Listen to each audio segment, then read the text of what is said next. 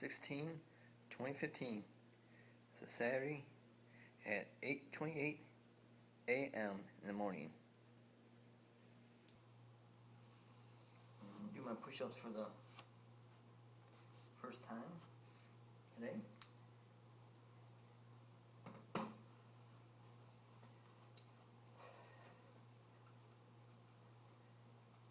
today is a little different. I'm going to do 50. Start 50 a set today instead of 40. And do 50 instead of 40 today from now on.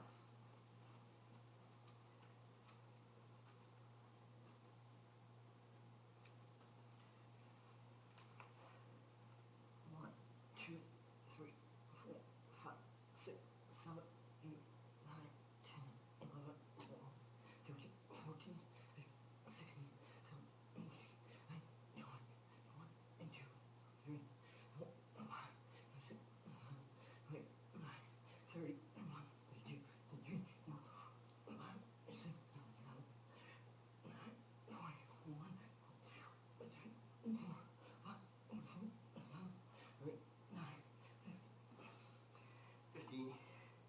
50 big ones. It wasn't that hard. 10 more wasn't that bad. 10 more push-ups wasn't that bad. Shoot, I had, what, a month and a half.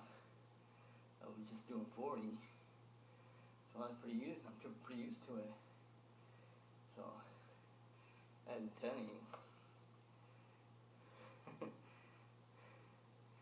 and 10 ain't that bad.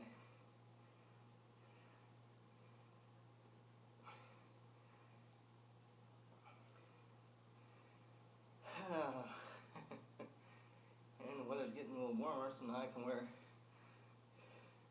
short sleeves again. It's 77. It's 77 in here now. Yeah, I got down to 70. But now it's back up to 77 something or more. Sometimes it goes, down to 72 probably. Shoot, even when it was winter, I only turned my furnace on twice a day or twice a 24-hour period. So that's why my highest bill was under $50 for gas and electric. It's under 50. Now that I don't have nothing other than the stove and the oven and the refrigerator. And I put one light on about 7 or 8 o'clock at night. I leave that on all night just so I have something to see by if I get up to go to the bathroom or something. But or get a drink in the refrigerator. So one light, a refrigerator, and a stove and oven, and my laptop computer, and the modem that runs to that. The modem, and I have a D-Link.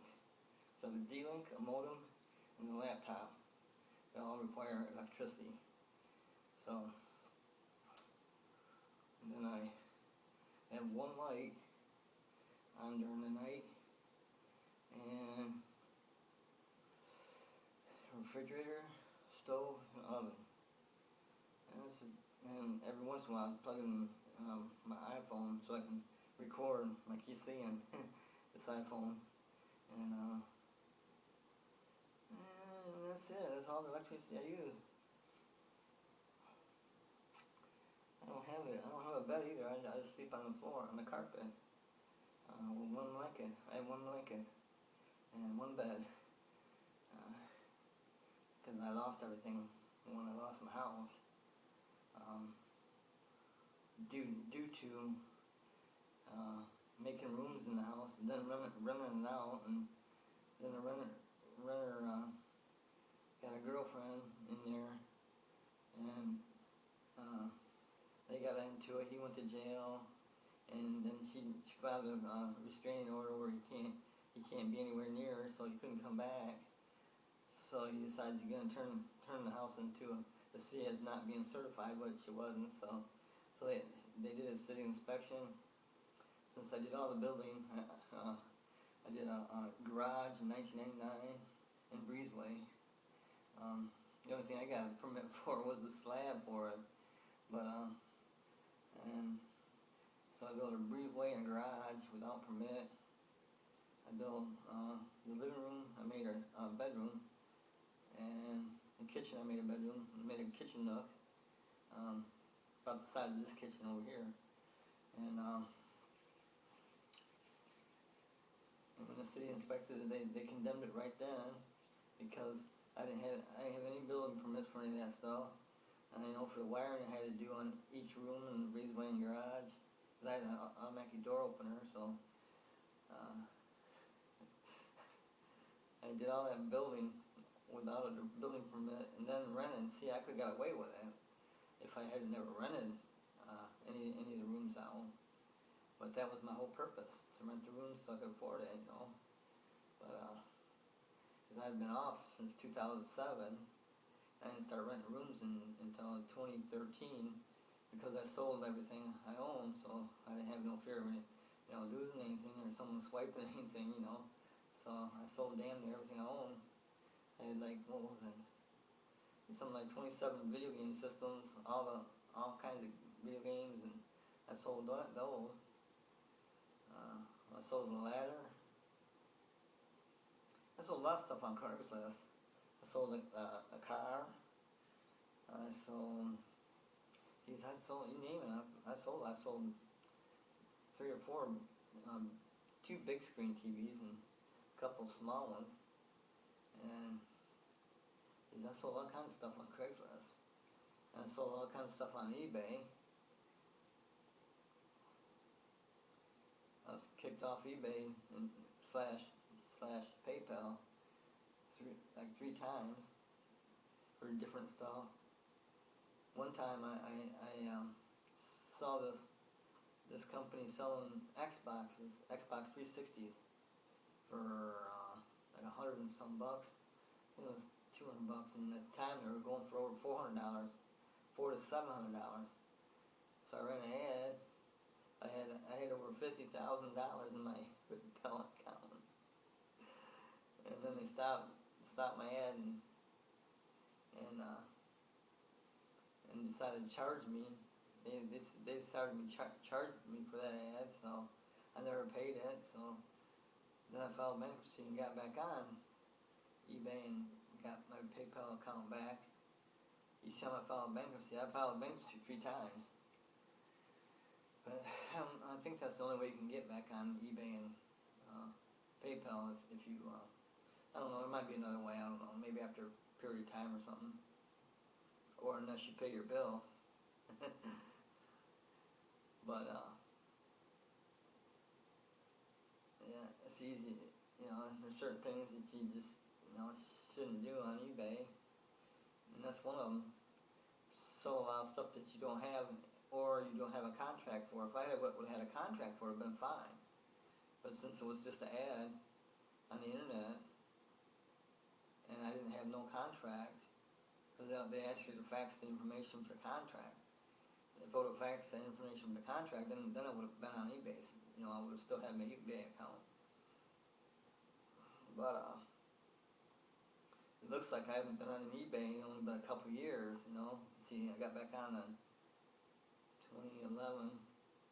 Got back on eBay again in 2011. And got my PayPal account back in 2011 after I filed bankruptcy. And that was the last time I filed bankruptcy was 2011. I filed bankruptcy in 1992, 2002, and 2011. So about 9 years later. And they used to have where you can file bankruptcy every 7 years in Michigan. In Michigan you can file bankruptcy every 7 years. And then they upped it to every 8 years. So before I filed in 2011. So I was well within the realm of it. I didn't have no income, so, and the only way I could even file, because my bankruptcy lawyer wanted $900, is go down to the local church and tell the minister my situation, and he didn't decide right then. He waited a month or so and says, yeah, okay, we'll try the bankruptcy. I'll just go in with you. And I'm going, okay, cool. I talked to my bankruptcy lawyer, and it's done there, and the minister came in, and then he said they asked me to leave, so I left, and he made a deal with the bankruptcy lawyer. I don't think any money in exchange hand. He probably just did he'd do a wedding or something like that, or a funeral of his, probably. But everything was cool. That's how I filed bankruptcy the last time, 2011. And I can't file until 2019, right? 2019. I can file again in 2019, but I don't need to now. I got very low bills. No. You know what I say? I'm Dan. Same time, same channel. Today is 5/16/2015 at 1:44 a.m. on a Saturday.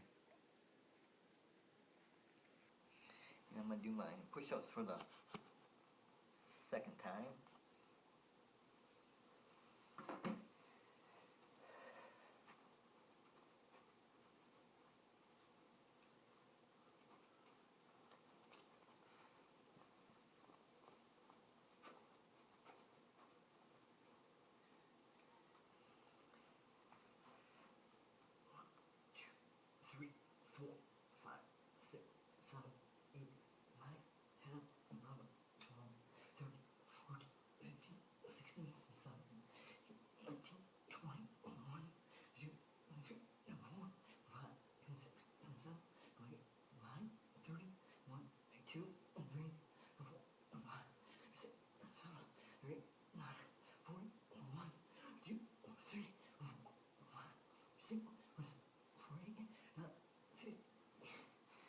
Big ones. No more of that chump change 40. Chump change. 40 push-ups is a chump change amount. I'm doing 1/5 more at 50. I found the greatest way to make money, man. I couldn't believe it. I was looking on Yahoo's homepage, and all those little clips they got that you can click on, find out more stuff about it. That's Yahoo's news. There's this realtor. It's a realtor who sells houses for a living. He says he's selling his house. his $400,000 house for $150. I'm going, what kind of scam is that? I wasn't even gonna look into it, but figuring this guy's a realtor and he's selling online. He's selling online. I'm going, and another thing got me, $150 for a $400,000 house in Texas. This is even legal. Is this even legal? Well, works exactly like a Ponzi scheme. But since he says he's gonna sell his house to the person with the best essay, and the essay fee is $150. So you write the essay. He has a page, input page where you write your essay, and three ways to pay him $150. And then later he says, I hope to get 3,000 paid essays. And that would make him $450,000. So he walks away with 50,000, he walks away with like $50,000 over city assessed value, and everybody only pays $150. So, and then he says it doesn't have to be 3,000 essays. It's just that's his goal. So if you got 2,000, 2,090 or 900, 2,900 or 2,800 essays, he's still gonna make out like a bandit. And then one person's gonna get that house for $150. So that person walks in the house with $400,000 equity, and and he says the realtor says in his ad that he'll refund all the person's money if he doesn't sell his house. So if he doesn't get, say, 2,000 essays, then he probably won't sell it, and everybody gets their money back. So that's why it's not a Ponzi, because he's saying if he doesn't sell it, then he's going to refund your money. And everybody's paying a fee for the essay. So whether they win or not, they pay the $150 up front. He's got the money in his pocket, or at PayPal, or wherever, because he's got three methods of payment. So he's got the money, before he even picks who he's gonna sell it to for $150.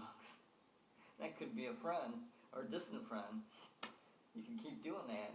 Get that distant friend and sell it again and again and again. Man, you can make millions off of it. And just say you don't know the person. I mean, that's the way you could do it, I think, But there is a lot of sites online that where you bid, they work on the same exact principle. They say you can buy a $500 item, or let's say a laptop that's worth like $4,000. You can get that for $100, a brand new one. And that's why, because you got all these bidders on it, and they're all paying through a point system, most of them, or paying cash, and all those people don't win it. They're paying for that. The person who wins it, pays a little bit, like $100, and he walks away with it for $100. And the people who are selling it, the bid site, makes double their money.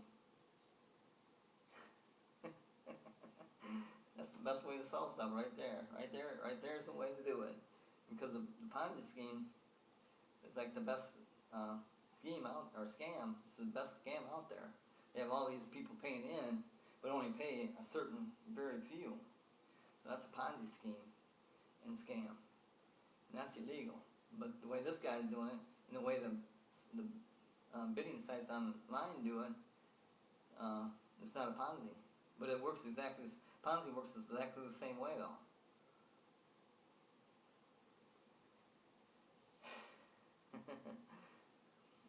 The only difference between a Ponzi scheme or scam and this way of selling is that people know beforehand.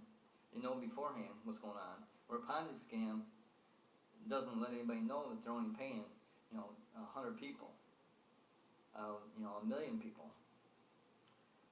That's why the Ponzi is so effective, because people don't know that. They don't have records of what they do with their money. Once you put your money in, somewhere, you don't have no record of what they're doing with it. They could be paying your mother. You don't know. There's no way you can find out either. Records like that are confidential until you get caught, and then you had to produce records. Then it's called a Ponzi. Oh, you know me. Same time, same channel. Today is 5/16/2015 at 7:08 p.m. I'm going to do my push-ups for the third time.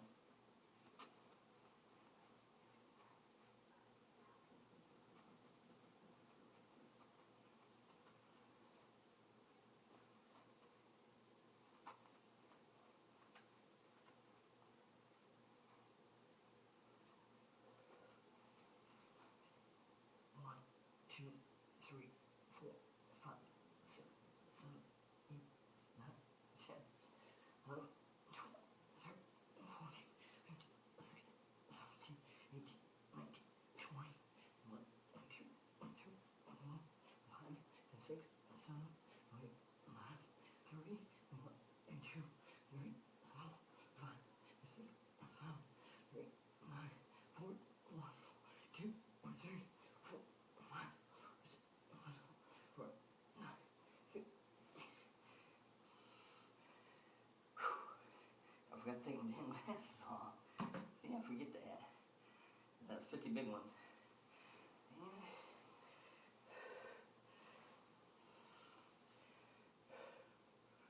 So now I'm working my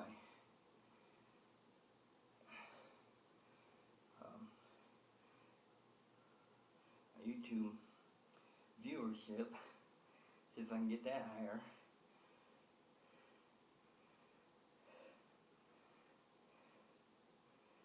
Make more of a presence on the web. More present you make on the web, the better. So that's what I'm doing. Know me, I'm Dan. Same time, same channel. See you then.